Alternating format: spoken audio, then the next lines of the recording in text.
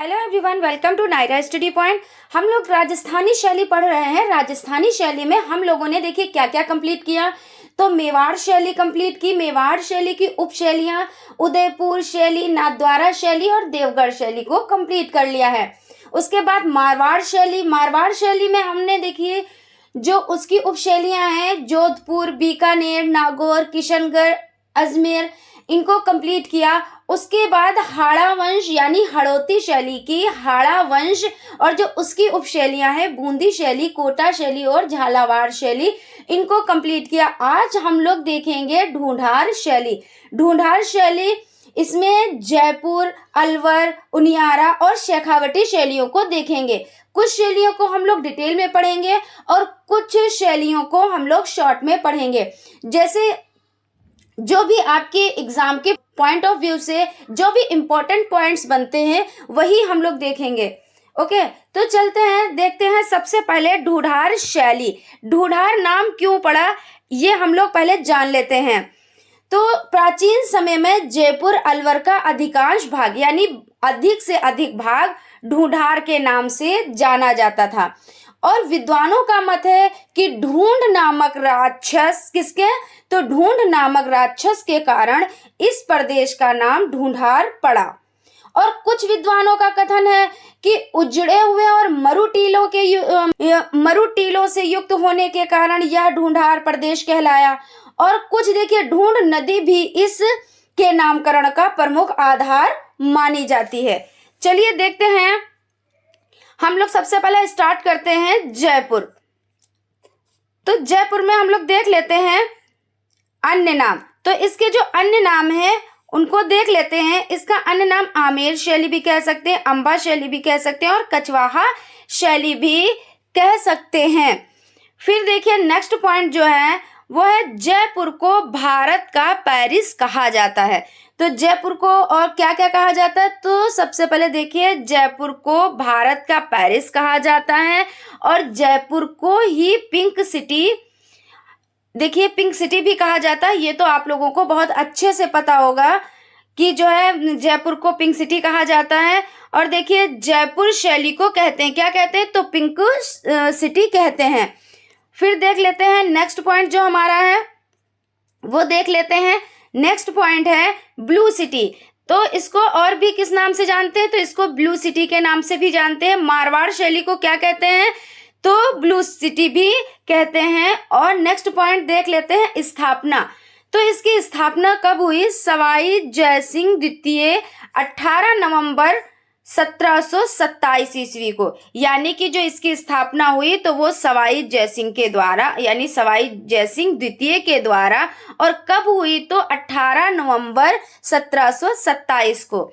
Next point की तरफ चलते हैं, देखते हैं जयपुर शहर का वास्तुकार विद्याधर भट्टाचार्य, यानी जो जयपुर शहर का वास्तुकार है वो कौन है, तो विद्याधर भट्टाचार्य। नेक्स्ट पॉइंट देख लेते हैं। नेक्स्ट पॉइंट जो हमारा है वो है कछवाहा राजवंश ने अपनी राजधानी आमेर को बनाई थी। किसने बनाई थी, तो कछवाहा राजवंश ने अपनी राजधानी किसको बनाई थी, तो आमेर को बनाई थी। ठीक है, चलिए नेक्स्ट देख लेते हैं। जो हमारा नेक्स्ट पॉइंट है वो देख लेते हैं। सबसे पहला चित्र यशोधरा, ये चित्र मानसिंह के समय में बना। तो यहाँ का जो सबसे पहला चित्र है वो कौन सा है, यशोधरा। और ये चित्र देखिए किसके समय में बना, तो यह चित्र मानसिंह के समय में बना। अब नेक्स्ट पॉइंट देख लेते हैं प्रिय विषय। इसके प्रिय विषय क्या है, देखिए बिहारी सतसई, इसके अलावा यशोधरा चरित्र, रागमाला, रामायण, महाभारत, भगवत गीता, गीत गोविंद चित्रों का अंकन हुआ है। अब एक चीज और देख लेते हैं कि जयपुर क्यों फेमस है। अगर इस तरीके का क्वेश्चन आ जाता है कि जयपुर क्यों प्रसिद्ध है, तो भारत का पेरिस, पिंक सिटी, मीनाकारी के लिए और नीले कलर के बर्तनों के लिए भी जयपुर फेमस है यानी प्रसिद्ध है। अब देख लेते हैं नेक्स्ट पॉइंट जो हमारा है। नेक्स्ट पॉइंट है रंग, प्राथमिक रंग यानी खनिज रंग फ्रेस्को, ब्यूनो तथा टेम्परा विधि में चित्रण हुआ। किस किस में हुआ, तो देखिए फ्रेस्को ब्यूनो और देखिए टेम्परा विधि में इसका जो है चित्रण हुआ। अब हम देख लेते हैं कि फ्रेस्को ब्यूनो कहते किसको है। तो फ्रेस्को ब्यूनो जो है गीली भित्ति में जो काम होता है, किसमें काम होता है, तो जो गीली भित्ति में काम होता है उसको क्या कहते हैं, उसको हम जो है फ्रेस्को ब्यूनो कहते हैं। ठीक है ना। नेक्स्ट देख लेते हैं जयपुर शैली के अन्य केंद्र। तो कौन कौन से हैं, तो पुष्कर हो जाता है, जैसलमेर हो जाता है, जालोर हो जाता है और आदि हो जाते हैं। आदि का मतलब होता है और भी हो जाते हैं। उसके बाद देख लेते हैं नेक्स्ट पॉइंट जो हमारा है वो है फेमस फॉर, यानी कि देखिए ये किस किस के लिए फेमस है। तो अभी हमने आपको बताया फेमस किस लिए है। तो देखिए इसको पिंक सिटी कहते हैं, मीनाकारी के लिए, नीले कलर के बर्तन के लिए यह फेमस है। ठीक है ना। और नेक्स्ट पॉइंट देख लेते हैं, हवा महल का निर्माण सवाई प्रताप सिंह ने कराया था। किसने कराया था, तो सवाई प्रताप सिंह ने कराया था तथा वास्तुकार लालचंद ने। अब आप लोग ये चीज याद रखिएगा कि देखिए हवा महल का निर्माण कराया किसने था, यानी कि देखिए निर्माण जिसने कराया वो कौन हो जाते हैं, तो जो निर्माण कराया वो प्रताप सिंह ने कराया और वास्तुकार तो लालचंद हैं। तो देखिए वास्तुकार वो लालचंद हैं। फिर देख लेते हैं कि जो है चरमोत्कर्ष काल, जैसे कि हमने हर शैली में पढ़ा कोई ना कोई चरमोत्कर्ष काल रहा है और सभी का चरमोत्कर्ष काल होता है। तो इसमें देख लेते हैं ये अपनी कब तरक्की पर पहुंचा। तो सवाई राजा प्रताप सिंह का समय, जो सवाई राजा प्रताप सिंह का समय था उसमें ये चरमोत्कर्ष काल पर पहुंचा। और नेक्स्ट पॉइंट देख लेते हैं विकास, इसका विकास कब हुआ, तो 1700 से 1900 ईस्वी तक, यानी 1900 के मध्य तक रहा। ठीक है। और नेक्स्ट देख लेते हैं इस शैली पर यूरोपीय भित्ति का चित्रण का भी प्रभाव पड़ा। किसका प्रभाव पड़ा, तो यूरोपीय भित्ति का चित्रण का प्रभाव पड़ा। ठीक है। नेक्स्ट पॉइंट देख लेते हैं, देखिए जयपुर शैली के चित्रकार, जैसा कि हमने हर शैली में पढ़े कि उसकी विशेषता पढ़ी और इम्पोर्टेंस तथ्य पढ़े और देखिए चित्रकार पढ़े, इसी तरह से हम लोग क्या पढ़ेंगे, हम लोग जयपुर शैली के भी चित्रकारों को पढ़ेंगे। ठीक है ना। देख लेते हैं चित्रकारों में हो जाते हैं साहिब राम, सेकंड नंबर पे हो जाते हैं लाल, थर्ड नंबर पे हो जाते हैं मोहम्मद शाह और फोर्थ नंबर पर हो जाते हैं बिहारी लाल। देखते हैं जयपुर शैली के कुछ चित्रों के बारे में हम लोग देख लेते हैं। तो जो जयपुर शैली के जो चित्र हैं उसमें देखिए जो फर्स्ट चित्र है वो चित्र गोवर्धन धारी सिटी पैलेस संग्रहालय जयपुर, यानी जो गोवर्धन धारी जो चित्र है वो कहाँ पर है, तो वो सिटी पैलेस संग्रहालय जयपुर में है। सेकेंड पॉइंट देख लेते हैं रासमंडल, ये किस तरीके का चित्र है, तो ये भित्ति चित्र है। कौन सा है, जो रासमंडल है वो जो है आपका हो जाता है भित्ति चित्र हो जाता है। और देखिए थर्ड देख लेते हैं चित्रकूट में भारत मिलाप, ये देखिए टेम्परा माध्यम और ये कहाँ पे है, तो राष्ट्रीय संग्रहालय नई दिल्ली में है ये। नेक्स्ट देख लेते हैं, देखिए जयपुर शैली के महत्वपूर्ण तथ्य। अब हम लोग क्या देखते हैं, हम लोग देखेंगे जो जयपुर शैली है उसके कुछ महत्वपूर्ण तथ्यों को हम लोग देख लेते हैं। इसमें देखते हैं कि आदम कद व्यक्ति चित्र बने हैं, इन्हें साहिब राम चित्रकार बनाता था। यानी जो आदम कद हैं यानी व्यक्ति चित्र हैं उन्हें कौन बनाता था, उन्हें साहिब राम चित्रकार बनाता था।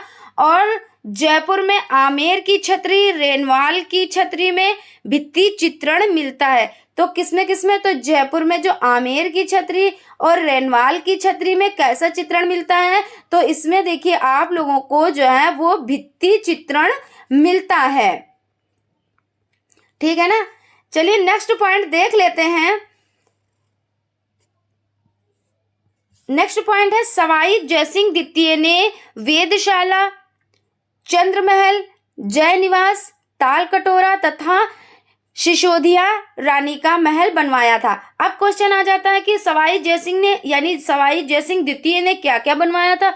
तो आप देखिए, वेधशाला चंद्र महल बनवाया था, जय निवास, ताल कटोरा, और क्या बनवाया था, सिसोदिया रानी का महल बनवाया था।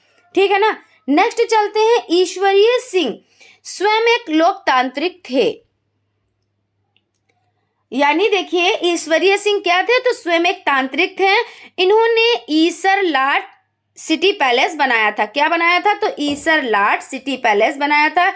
ये कागज पर फूलों व बेल बूटों की देखिए जालियां काटा करते थे। क्या करते थे, तो ये फूलों व बेल बूटों पर जालियां काटा करते थे।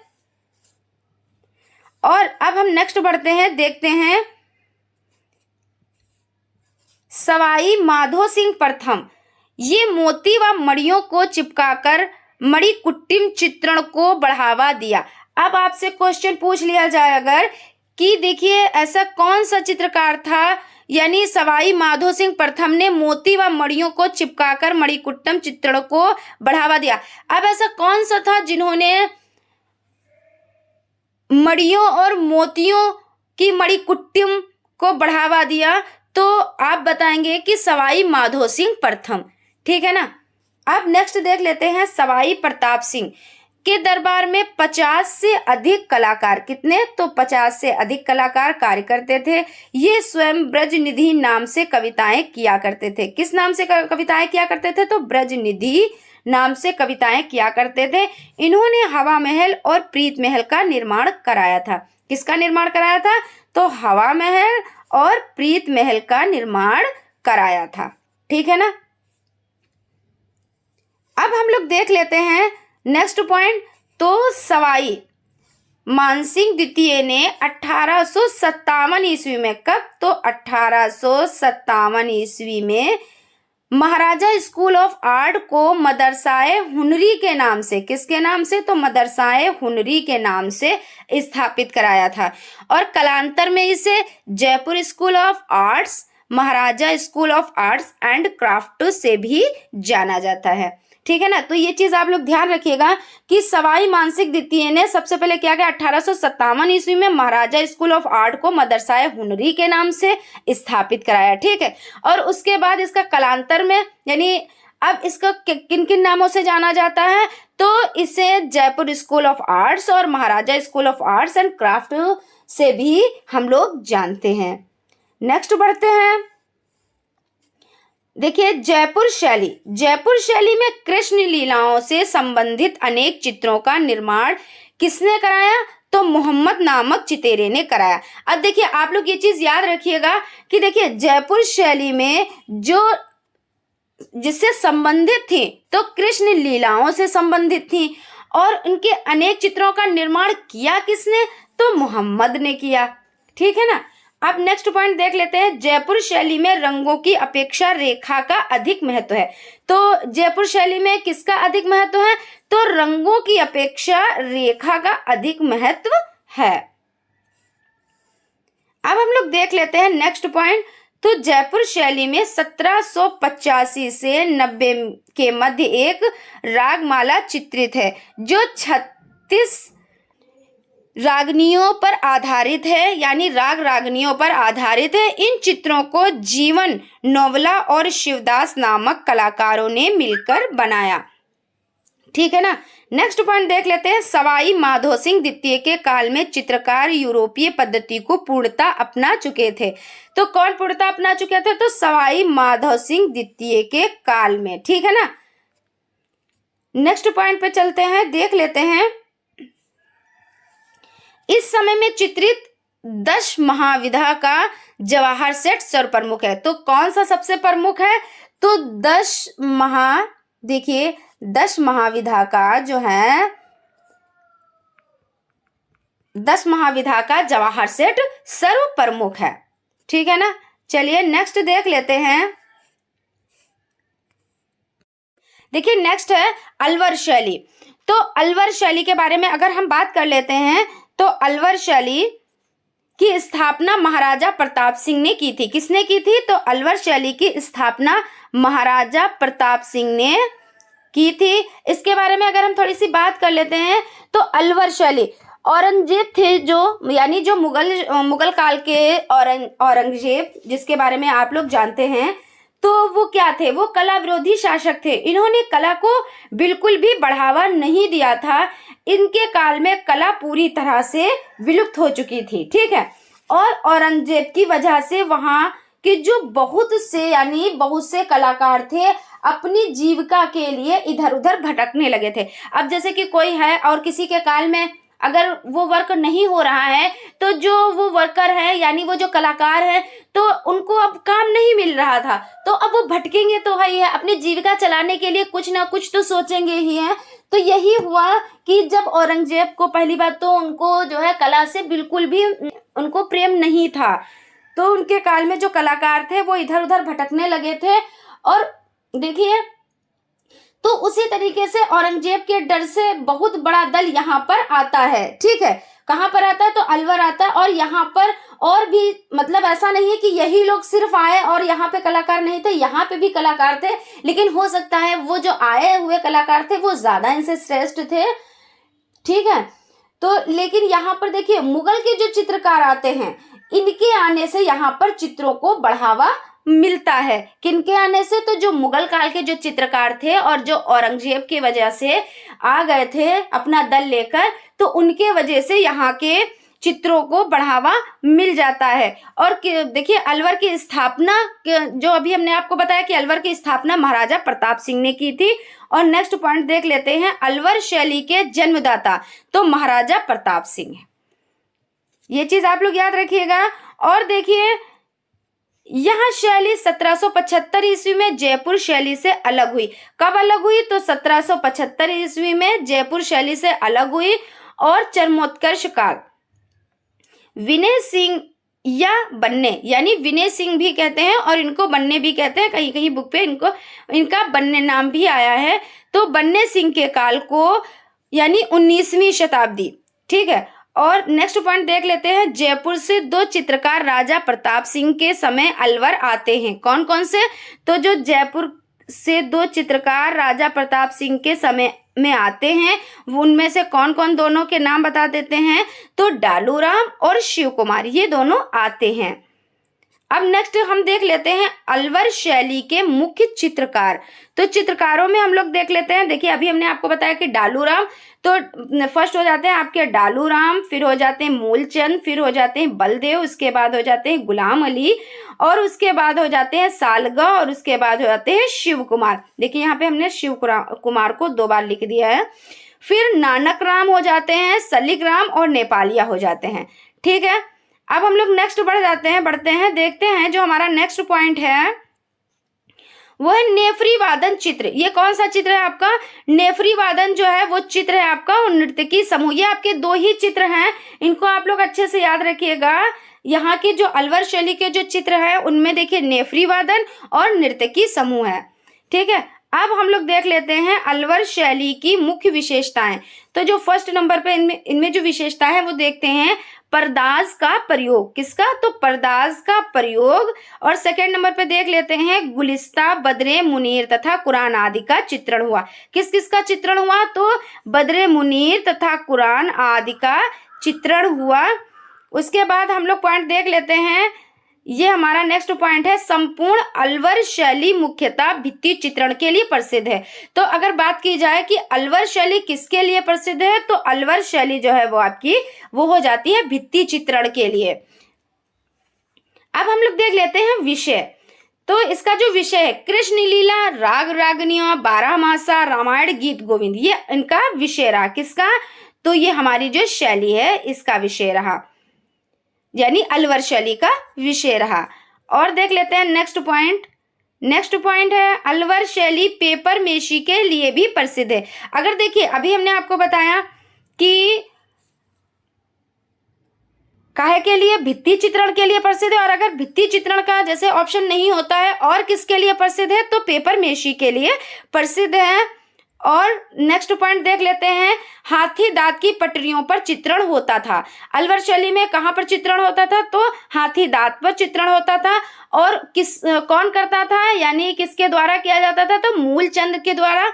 नेक्स्ट पॉइंट देख लेते हैं, डालूराम प्रसिद्ध थे। तो डालूराम किसके लिए प्रसिद्ध थे? तो भित्ति चित्रण के लिए डालूराम प्रसिद्ध थे। ये चीज आप लोग याद रखिएगा कि हाथी दांत की पटरों पर जो चित्रण होता था वो किसके द्वारा? तो मूलचंद के द्वारा।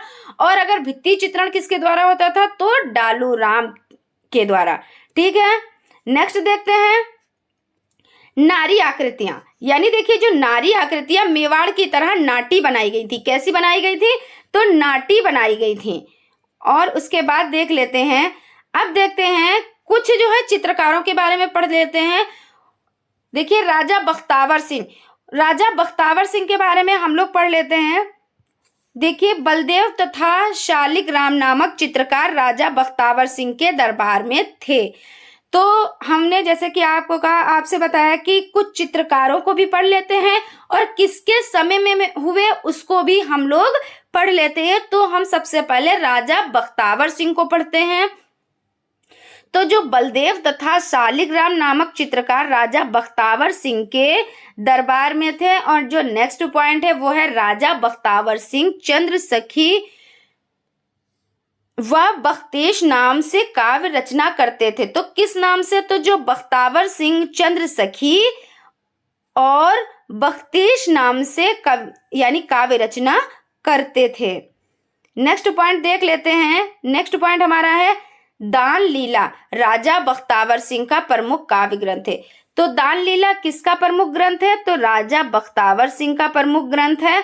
और नेक्स्ट पॉइंट देख लेते हैं, राजा बलवंत ने दुर्गा सप्तशती और चंडी पाठ के आधार पर चित्र बनाए। किसके आधार पर चित्र बनाए? तो दुर्गा सप्तशती और चंडी पाठ के आधार पर चित्र बनाए। नेक्स्ट पॉइंट देख लेते हैं, यानी कि देखिए, अब हम लोग विनय सिंह के बारे में पढ़ लेते हैं और इनके पीरियड में कौन चित्रकार रहे ये भी हम लोग पढ़ लेंगे। तो बलदेव नामक चित्रकार विनय सिंह को चित्रकारी सिखाता था। कौन सिखाता था? तो जो बलदेव था, यानी जो बलदेव चित्रकार था वो विनय सिंह को चित्रकारी सिखाता था। विनय सिंह ने गुलिस्ता पोथी का चित्रण किया। विनय सिंह ने किसका चित्रण किया? तो विनय सिंह ने गुलिस्ता पोथी का चित्रण किया, अपने संरक्षण में करवाया। यानी विनय सिंह ने अपने संरक्षण में गुलिस्ता पोथी का चित्रण कराया। अब नेक्स्ट पॉइंट देख लेते हैं, इस पुस्तक को तैयार करने में कितना रुपया खर्च हुआ? तो 1 लाख रुपए व्यय हुए, यानी खर्च हुए। नेक्स्ट पॉइंट देख लेते हैं, विनय सिंह ने ही मुगल चित्रकारों को संरक्षण दिया। देखिए, अभी हमने आपको बताया कि जब औरंगजेब ने जो है, पहली बात औरंगजेब को इंटरेस्ट नहीं था, यानी कला से प्रेम नहीं था, तो वहाँ के चित्रकार जब अपनी जीविका को मतलब जीविका चलाने के लिए इधर उधर भटकने लगे थे, तो उनको जो संरक्षण दिया था तो किसने दिया था? तो विनय सिंह ने दिया था। ठीक है ना। अब देखते हैं, विनय सिंह के काल में ही महाभारत का सबसे बड़ा स्क्रोल बना। ठीक है ना। तो देखिए, किसके काल में? तो विनय सिंह के काल में। और किसका? तो महाभारत का स्क्रोल बना, यानी सबसे बड़ा स्क्रोल बना, जो 90 मीटर लंबा था। ठीक है ना। नेक्स्ट चलते हैं, देखते हैं, महाराजा विनय सिंह के समय में दीवान जी की हवेली में सुंदर भित्ति चित्र बने। अब देखिए, दीवान जी की हवेली में सुंदर चित्र बने तो किसके समय में? तो महाराजा विनय सिंह के समय में। इनके दरबार में आगा मिर्जा, गुलाम अली जैसे प्रसिद्ध सुलेखक थे। अब इनके दरबार में देख लेते हैं कौन कौन से सुलेखक थे। तो आगा मिर्जा, गुलाम अली जैसे प्रसिद्ध सुलेखक थे। और देखिए, राजमहल के शीश महल में राधा कृष्ण व शिव पार्वती वाले चित्र विनय सिंह के समय बने। कौन कौन से? तो राधा कृष्ण व शिव पार्वती वाले चित्र। ठीक है।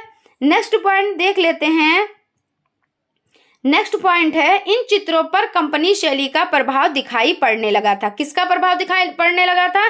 तो इन चित्रों पर कंपनी शैली का प्रभाव दिखाई पड़ने लगा था। नेक्स्ट पॉइंट देख लेते हैं, शीश महल के भित्ति चित्र डालूराम ने बनाए। अब देखिए, क्वेश्चन अगर आ जाता है तो शीश महल के भित्ति चित्र किसने बनाए? तो शीश महल के जो भित्ति चित्र हैं वो डालूराम ने बनाए। उसके बाद नेक्स्ट पॉइंट आ जाता है डालूराम भित्ति चित्रण के लिए प्रसिद्ध था। जैसा कि मैं पहले ही आपको बता चुकी हूं कि डालूराम का अगर नाम आ जाता है और भित्ति चित्रण, तो भित्ति चित्रण किसके लिए प्रसिद्ध है, तो भित्ति चित्रण के लिए कौन प्रसिद्ध है, तो भित्ति चित्रण के लिए डालूराम प्रसिद्ध था।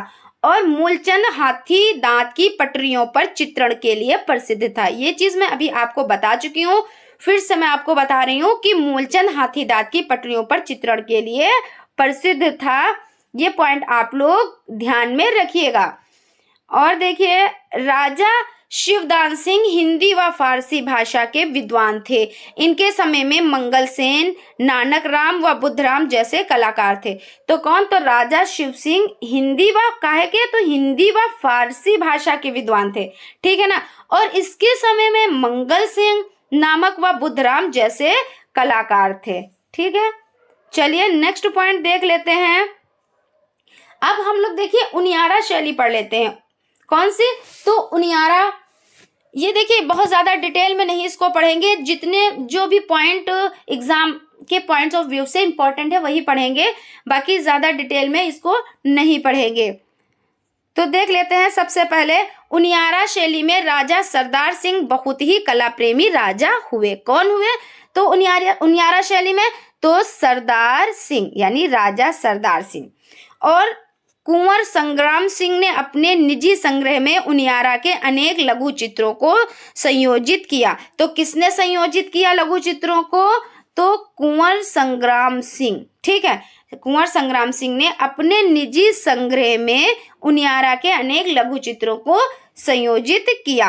अब हम लोग देख लेते हैं उनियारा शैली के मुख्य चित्रकारों को देख लेते हैं। तो मीर बख्श हो जाते हैं, राम लखन हो जाते हैं, भीमा काशी हो जाते हैं, ये आपके उनियारा शैली के मुख्य चित्रकार हो जाते हैं। नेक्स्ट पॉइंट की तरफ बढ़ते हैं। नेक्स्ट पॉइंट देख लेते हैं। इस शैली में छोटी व पेनी मूछें दर्शाई गई हैं तथा गोल नासिका बनाई गई है। कैसे कैसे, तो देखिए छोटी व पेनी मूछें दर्शाई गई हैं और गोल नासिका बनाई गई है। और देखिए अब चलते हैं नेक्स्ट पॉइंट की तरफ। इसमें देख लेते हैं उनियारा शैली के मुख्य चित्र। तो इसमें आ जाते हैं राम दरबार, राम सीता लक्ष्मण, हनुमान और मीर बख्श कलाकार ने बनाए हैं। किसने बनाया है, देखिए जो राम दरबार, राम सीता लक्ष्मण और हनुमान, ये चित्र यानी जो हनुमान का जो चित्र है ये किसने बनाया, तो मीर बख्श कलाकार ने इसको बनाया था। ये चीज आप लोग ध्यान रखिएगा। अब हम लोग देख लेते हैं शेखावटी शैली। जैसा कि मैंने बताया कि कुछ शैलियों को हम लोग डिटेल में पढ़ेंगे और कुछ शैलियों को हम लोग शॉर्ट पढ़ेंगे। तो जयपुर शैली और अलवर शैली को हम लोगों ने डिटेल में पढ़ा और उनियारा शैली और शेखावटी शैली को हम लोग शॉर्ट में पढ़ेंगे, ठीक है। तो हम लोग देख लेते हैं शेखावटी शैली। हमारे चैनल को लाइक कर दें और सब्सक्राइब जरूर करें जिससे आने वाली वीडियोज आप तक पहुंच सके, ठीक है ना। चलिए नेक्स्ट पॉइंट देख लेते हैं। शेखावटी को हवेलियों की चित्रकला कहा जाता है। किसको हवेलियों की चित्रकला कहा जाता है, तो शेखावटी को हवेलियों की चित्रकला कहा जाता है। यहाँ पर भित्ति चित्रण प्रमुख रूप से किया गया। यहाँ पे प्रमुख रूप से क्या किया गया, तो प्रमुख रूप से भित्ति चित्रण किया गया है। यहाँ का सर्वप्रमुख भित्ति चित्र कृष्ण का 8 गोपियां हाथियों के रूप में बनाया गया। कैसा, तो यहाँ का जो सर्वप्रमुख भित्ति चित्रण है वो कृष्ण की 8 गोपियां हाथियों के रूप में बना है, ठीक है ना। फ्रेंड्स आज यहीं तक। अब आपकी ये जो राजस्थानी शैली है ये कंप्लीट हो गई है। सो फ्रेंड्स हमारे चैनल को लाइक करें, सब्सक्राइब करें और बेल आइकन को जरूर दबा दें जिससे आने वाली वीडियोस आप तक पहुंच सके। Thank you.